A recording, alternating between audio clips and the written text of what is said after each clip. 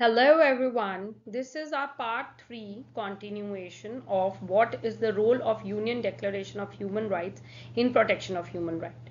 And welcome to my channel, that is Study Law with Dr. Tamanna Sharma. In part 3 I am going to explain you objective of UDHR, importance of UDHR, इसके legal effects क्या है, current value क्या है, provision related to UDHR.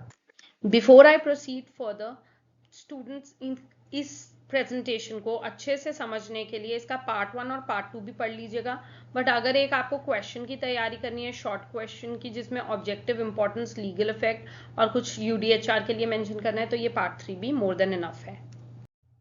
शुरू करते हैं objective से। Objectives of UDHR: universal standard to protect dignity and equal right, ये सबसे पहला है। इसका मतलब ये है कि दुनिया में चाहे कोई भी इंसान हो, वो किसी भी कंट्री, रिलीजन, कास्ट, जेंडर या बैकग्राउंड का हो, उसकी डिग्निटी और राइट्स इंपॉर्टेंट हैं। सिर्फ इंसान होने के नाते उसके कुछ बेसिक राइट्स हैं। एग्जाम्पल है, if two children come from different countries, both deserve respect and basic human rights. So therefore we can say children, the first objective of the UDHR is to create a common standard for every human being in the world. It says that every person has dignity and deserve equal rights simply because they are humans. तो इस चीज को point 1 में हमने mention कैसे करा है? Universal standard to protect dignity and equal rights of all, ensuring freedom, justice and peace globally. जो इसी लाइन में मैंने ensuring freedom, justice and peace कहा है, उसका मतलब क्या है? हर इंसान को फ्रीडम मिलनी चाहिए, उसके साथ जस्टिस होना चाहिए और सोसाइटी में पीस होना चाहिए। किसी को बिना वजह डराया, टॉर्चर या अनफेयरली पनिश नहीं किया जा सकता या नहीं किया जाना चाहिए। Simple example, if someone is punished for something they did not do, that is against the idea of justice. Okay, so basically आप इसको 2 पॉइंट्स भी बना सकते हो। दैट इज पॉइंट 1 में आप लिख दीजिए universal standard to protect dignity and equal rights, और पॉइंट 2 में आप लिख दो ensuring freedom, justice and peace. अगला पॉइंट आता है promoting equality, that is no discrimination. Promoting equality and preventing discrimination का मतलब है अलग होना गलत नहीं है। हम सब डिफरेंट हो सकते हैं, लेकिन राइट्स सबके इक्वल होने चाहिए। Example, if there are 2 students in classroom, one rich and one poor, the teacher cannot say that the poor child does not deserve respect or education, right? Then following it, the next point is protecting basic human right, that is promoting rights, right to life, liberty, security. इसका मतलब यही है कि right to life का मतलब होता है every human being has the right to live. Right to liberty का मतलब होता है एवरी ह्यूमन बीइंग, पर्सन और person should have freedom and should not be unnecessarily imprisoned or controlled. Right to security, people have the right to protect from violence, abuse and threats. So 3 basic चीजें समझिए। जीने का अधिकार, freedom का अधिकार और safety का अधिकार है इसमें। नेक्स्ट पॉइंट कहता है global standardization, guide for countries to make human right based law. इसका मतलब है guiding countries to make human right based law. This is slightly difficult, but I will try to make you understand in a easy way. UDHR एक guide book या road map की तरह है। ये कहता है, ये कंट्रीज को बताता है कि लॉ बनाते वक्त ह्यूमन राइट्स को ध्यान में रखना चाहिए। So basically think of the UDHR as a guidebook. It gives countries important principle about how human beings should be treated. Countries can use these principles while making their own laws. So students, try to understand, it is very important what I am clarifying here. UDHR itself is not the law of every country, but it has influenced many laws and international human rights instruments. Next point is promoting peace and justice. इसका मतलब है जब लोगों के rights respect होते हैं और उनके साथ जस्टिस होता है, तो सोसाइटी में कॉन्फ्लिक्ट और वायलेंस कम हो सकते हैं। इसलिए ह्यूमन राइट्स का कनेक्शन पीस के साथ भी है। So therefore, when people are treated equally and their rights are respected, there is a greater possibility of peace in society. उसके नेक्स्ट पॉइंट है एम्पावरिंग एवरीवन। इसका मतलब है यूडीएचआर हर इंसान को ये अवेयरनेस देता है कि मेरे भी राइट्स हैं और मेरे राइट्स का रिस्पेक्ट होना चाहिए। That is, suppose someone is bullying another child and continuously hurting them, human rights awareness gives that child the confidence to say that this is wrong, I deserve to be treated with dignity. So therefore the UDHR gives people the confidence to say that I have rights and those rights should be respected. So this can be elaborated, empowering all by asking for right for everyone regardless of race, gender, religion and nationality. तो अब हमें clarity है कि UDHR के objectives क्या है, but the next question is why is the UDHR so important. इसकी सबसे पहली इंपॉर्टेंस तो ये है, it established common human values. That is, UDHR ने दुनिया को एक कॉमन अंडरस्टैंडिंग दी कि डिग्निटी, इक्वालिटी और फ्रीडम सिर्फ कुछ लोगों के लिए नहीं बल्कि हर इंसान के लिए इंपॉर्टेंट है। That is, the UDHR is the one of the most important human rights document in history. It established a common understanding that dignity, freedom and equality are important for every human being. This document, it was adopted by United Nations on 10th December 1948. And that is why we observe 10 December as Human Rights Day. बात करें अगर इसके global standards and law, so global standards is where I would simply fire you guys by telling this thing that it refers to common goal, and then there is a treaty blueprint concept. Common goal का मतलब है कि countries अलग अलग हो सकती हैं, उनके लॉज और कल्चर्स अलग अलग हो सकते हैं, लेकिन ह्यूमन डिग्निटी और बेसिक राइट्स की रिस्पेक्ट का गोल कॉमन हो सकता है। That is, countries may have different cultures, religions, political system and laws, but the UDHR provide them with a common human rights goal. So I have written here, common goal gives countries a clear target for justice, peace and human rights. Then talking about the constitution guide, it helps new or changing nations write fair and national rules, fair laws and national rules basically. बात करें treaty blueprint, तो UDHR खुद treaty नहीं है, लेकिन बाद में बनने वाले कई ह्यूमन राइट्स ट्रीटीज के लिए ये एक इम्पॉर्टेंट फाउंडेशन है और इंस्पिरेशन है, इसलिए इसको ट्रीटी ब्लूप्रिंट कहा जाता है। Basically the UDHR is not itself a treaty, but it became an important foundation and inspiration for many later human rights treaty. That is why it is known as treaty blueprint. Now talking about the protection and freedom, so here we see three excellent headings. Equal rights, जिसका मतलब है every one should enjoy basic rights equally. Basic rights सबको equally मिलने चाहिए। Then the second is stop abuse, human rights principle help protect people from torture, violence, exploitation, other forms of abuse. Human right का purpose ये भी है कि लोगों को टॉर्चर, वायलेंस, एक्सप्लॉयटेशन और अब्यूज से प्रोटेक्शन मिले। And then the third one is voice for all. This means people should be able to express themselves and participate in social things, in the social activities in society without unfair discrimination.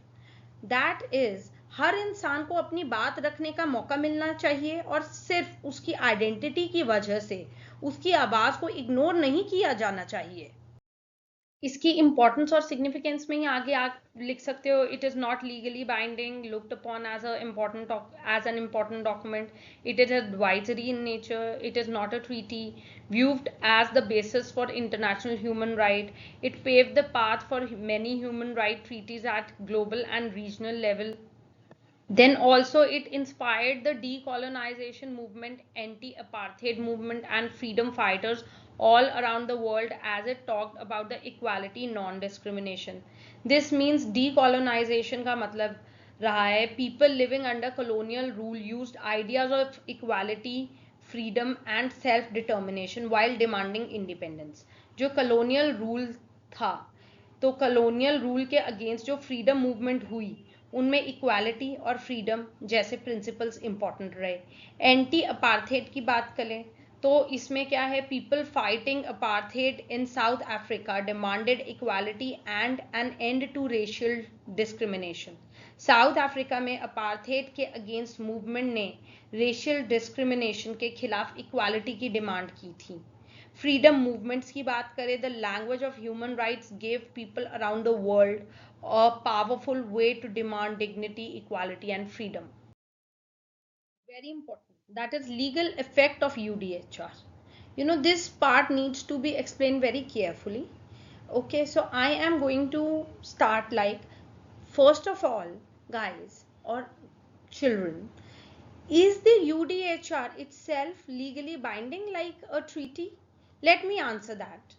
No, the UDHR is a declaration, not a treaty. Therefore, it is generally described as not being legally binding in the same way as the international treaties. इसका मतलब है कि UDHR एक declaration है, treaty नहीं, इसलिए generally इसे treaty की तरह legally binding document नहीं माना जाता. But that does not mean that the UDHR is unimportant. It has had enormous influence on international human rights law and the development of later treaties and national constitutions of law. Think of it as a very powerful international standard of moral and legal reference point. It tells the world how human beings should be treated. तो इसको एक powerful international standard या reference point की तरह समझ सकते हैं. ये दुनिया को बताता है कि ह्यूमन बींग्स के साथ किस तरह का ट्रीटमेंट होना चाहिए. इसके बाद अगला पॉइंट आता है कि influence on later human rights treaties, that is it has influenced the international law and national legislation on human rights. Then treaties inspired by UDHR are like ICCPR, ICESCR, right. तो इसको आप ऐसे भी और अच्छे गहरे तरीके से भी एक्सप्लेन कर सकते हो कि the UDHR came first in 1948. Later many international human right treaties developed in this field. The UDHR help provide the foundation and inspiration for this development. That is 1948 में UDHR आया. उसके बाद इंटरनेशनल लेवल पर बहुत सारे human right treaties develop हुए. UDHR ने उनके डेवलपमेंट को इन्फ्लुएंस और इंस्पायर किया. इसके बाद this is used as a framework to draft new laws by various countries, forms basis of modern human right laws. It guides in advocacy, legal decision and human right mechanism. So therefore students, if I ask you to remember only one sentence about UDHR, remember this: human rights are not a privilege given to a few people. They belong to every human being simply because they are human. अगर आपको UDHR की सिर्फ एक line याद रखनी है तो याद रखो, ह्यूमन राइट्स किसी एक पर्टिकुलर पर्सन या ग्रुप का प्रिविलेज नहीं है. ये हर इंसान को सिर्फ इंसान होने के नाते मिलता है. Now tell me, if everyone has human rights, so we respect only our own rights? I hope आप सबका आंसर है नो, है ना. So exactly, human rights also teach us to respect the rights and dignity of other people. So now, till the time we have understood what is UDHR, why it was created, its objective, its importance and its legal effect. Now I want you to think about one question. Is the UDHR still important today? Almost 80 years after it was adopted. So the answer is yes. The world has changed enormously since 1948. We have new technologies, social media, new forms of communication and new global problems, but the basic need of human beings have not changed. Every person still needs dignity, equality, freedom, security and protection from discrimination and abuse. That is why the UDHR continues to have great value even today. अब तक हमने समझा कि UDHR क्या है, क्यों बनाई गई है, इसका ऑब्जेक्टिव क्या है, इसका इंपॉर्टेंस क्या है और इसका लीगल इफेक्ट क्या है. अब एक क्वेश्चन सोचिए, 1948 में बनाई गई यूडीएचआर क्या आज भी इम्पोर्टेंट है? तो इसका जवाब है हाँ, ये इम्पोर्टेंट है। दुनिया बहुत चेंज हो गई है, टेक्नोलॉजी आ गई है, सोशल मीडिया आ गया है, कम्युनिकेशन बहुत फास्ट हो गई है, लेकिन ह्यूमन बींग्स की बेसिक नीड नहीं बदली है। हर इंसान को आज भी डिग्निटी, इक्वालिटी, फ्रीडम, सिक्योरिटी और डिस्क्रिमिनेशन से प्रोटेक्शन चाहिए। इसी वजह से यूडीएचआर की वैल्यू आज भी उतनी इंपॉर्टेंट है। Now, if we talk about UDHR as a pillar of international human right, तो UDHR को इंटरनेशनल ह्यूमन राइट सिस्टम का इंपॉर्टेंट फाउंडेशनल पिलर में से एक माना जाता है। इसने दुनिया को ह्यूमन राइट्स के बारे में एक कॉमन लैंग्वेज दी। कंट्रीज के कल्चर, रिलीजन्स, पॉलिटिकल सिस्टम और डोमेस्टिक लॉज अलग हो सकते हैं, लेकिन ह्यूमन डिग्निटी और बेसिक ह्यूमन राइट्स का प्रिंसिपल सबके लिए इंपॉर्टेंट है। A very easily you can remember like this. Think of UDHR as a common foundation of house. Different countries may build their home differently, but the foundation give them certain common principle. So therefore, UDHR is considered one of the foundational pillars of the international human rights system. It provides a common language for talking about human rights across the world. Different countries may have different culture, religions, political system, and domestic law. But the principles of human dignity and basic human rights provide a common foundation. UDHR की importance एक और reason से भी है। ये है कि बहुत सारी इंटरनेशनल और नॉन गवर्नमेंटल ऑर्गेनाइजेशंस आज भी ह्यूमन राइट्स को इम्पोर्टेंट मानती है और आज भी ये ह्यूमन राइट्स को प्रमोट करती है। ये ऑर्गेनाइजेशन यूडीएचआर और बाद में बनने वाले इंटरनेशनल ह्यूमन राइट्स इंस्ट्रूमेंट्स में दिए गए राइट्स की रिस्पेक्ट को प्रमोट करती है। For example, organizations working in the field of human rights promote respect for the rights contained in UDHR and later international human rights instruments. Now, coming to International Federation for Human Rights, instead of making it too complicated, I will explain you very simply. For example, the International Federation of Human Rights, commonly known as FIDH, works to promote and defend human rights around the world. Its work reflects the broader principle contained in international human rights instrument including UDHR. अब हिंदी में अगर थोड़ा समझाना है तो example के लिए international federation for human rights, जिसे कॉमनली FIDH कहा जाता है, दुनिया भर में ह्यूमन राइट्स को प्रमोट और प्रोटेक्ट करने के लिए काम करता है। इसका work international human rights principle including UDHR के ब्रॉडर प्रिंसिपल को रिफ्लेक्ट करता है। बात करें एमनेस्टी इंटरनेशनल की, एक और वेल नोन ऑर्गेनाइजेशन है एमनेस्टी इंटरनेशनल। ये दुनिया भर में ह्यूमन राइट्स इशू के बारे में अवेयरनेस क्रिएट करती है। हर साल 10 दिसंबर को ह्यूमन राइट्स डे ऑब्जर्व किया जाता है, जो ह्यूमन राइट्स के अवेयरनेस और एजुकेशन के लिए इम्पोर्टेंट डे है। सो चिल्ड्रन, अगर यहाँ पर क्वेश्चन आए तो ये आएगा ना, children why do you think we need awareness about human rights? Because having right is one thing, but knowing your rights and respecting the rights of others is equally important.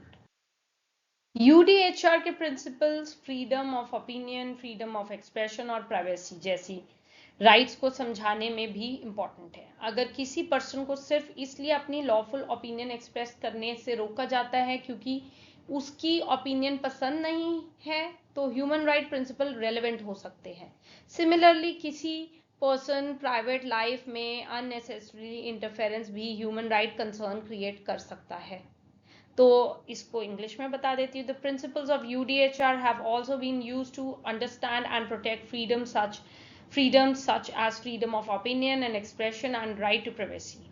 For example, if a person is prevented from expressing a lawful opinion simply because someone does not like the opinion, human rights principle may become relevant. Similarly, unnecessary interference with person's private life can raise human right concern.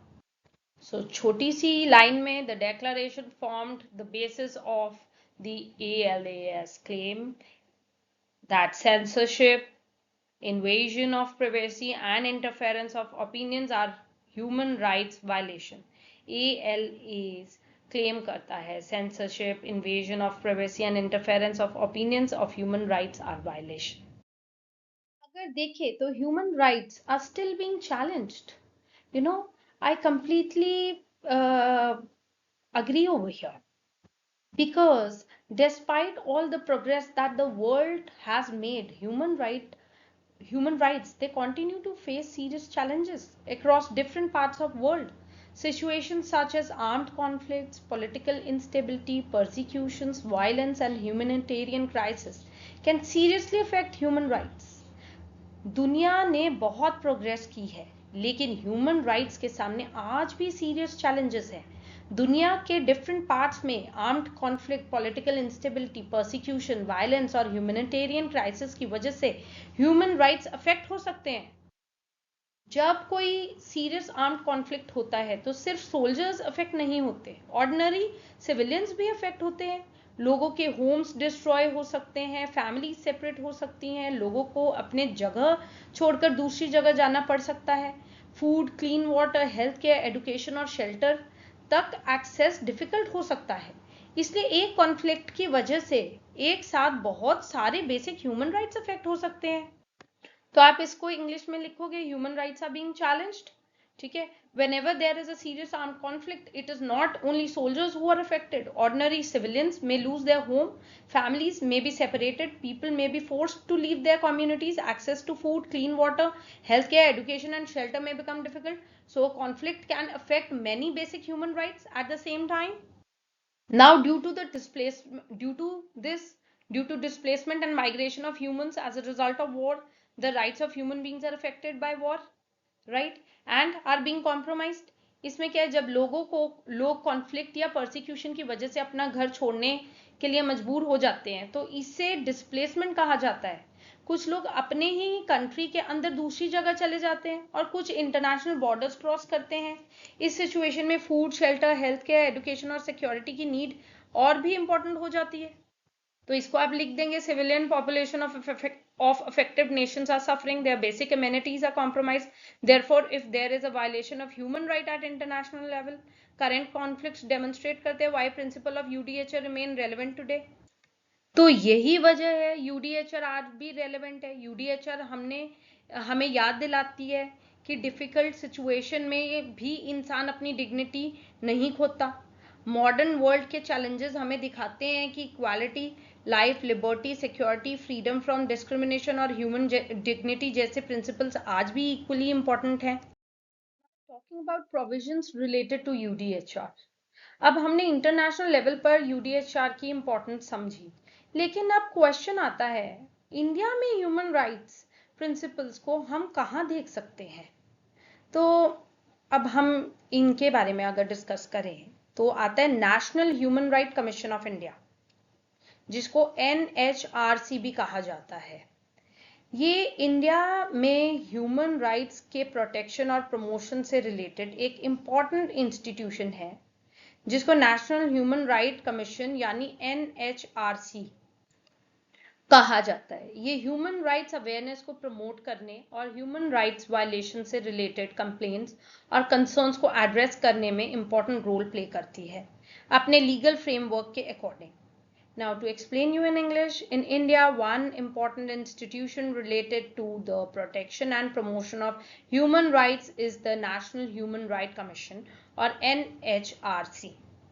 It plays an important role in promoting awareness of human rights and addressing complaints and concerns relating to human rights violation within its statutory framework. आप ऐसे भी लिख के आ सकते हैं जैसे कि मैंने प्रेजेंटेशन में लिखा हुआ है. The national human rights commission of India is a statutory body constituted on 12th October 1993 under the Protection of Human Rights Ordinance of 28 September 1993. It is responsible for protection and promotion of human rights.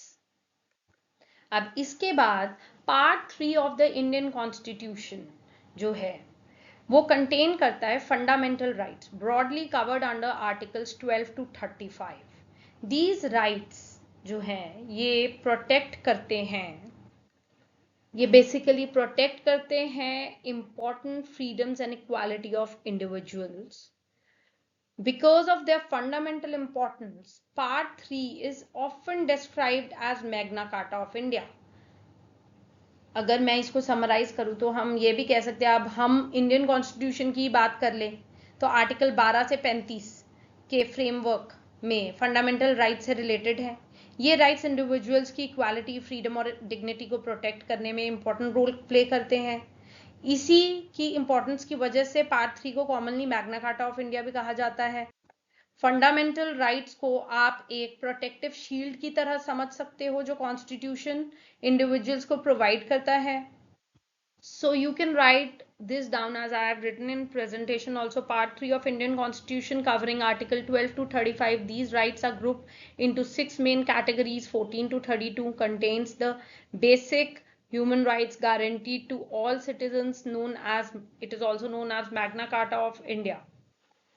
Now, if we talk about the directive principles of state policy, इसमें क्या है कि part 4 of constitution that is article 36 to 51 contain करते हैं directive principle of state policy, commonly called DPSPs.